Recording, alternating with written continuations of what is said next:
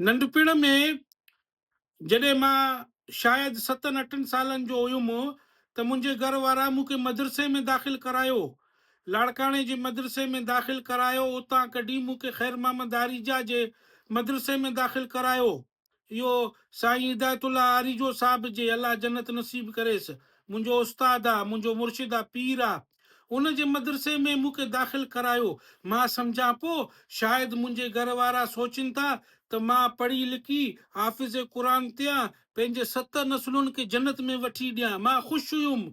इहो मूंखे ख़बर न हो त मां घर में मानीअ ते बि महांगो हुयुमि। घर वारा मूंखे मानी न पिया खाराए सघनि।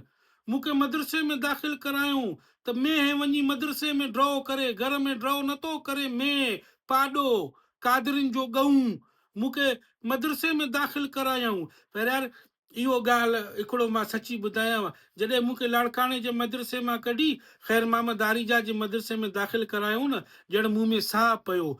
छो त ख़ैर मोहम्मद आरीजा वारे मदरसे में रोज़ राति जे मानी खां पोइ हिकु गिलास खीर जो पीअण लाइ ॾींदा हुया।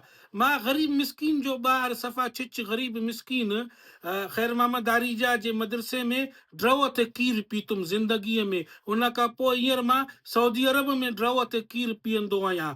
मां साईं हिदायतुल्लाह आरीजो जे ख़ानदान खे दुआ कंदो आहियां। मके में मदीने में नंढपिण में मूंखे ॾाढो खीर पीआरियो हुन। हा, ईद ते सयूं बि खाराईंदा हुया। ईद ते मदरसे में सयूं बि खाराईंदा हुया।